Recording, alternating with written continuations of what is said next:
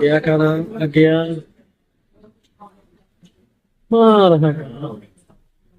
মা দেখ কথা অপেক্ষা করার পরে এখন সালাদ আর এগুলা দিয়ে গেছে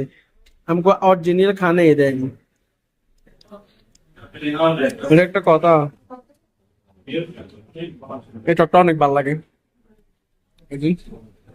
চলে আসছে অরিজিনাল খাবার মার হাবা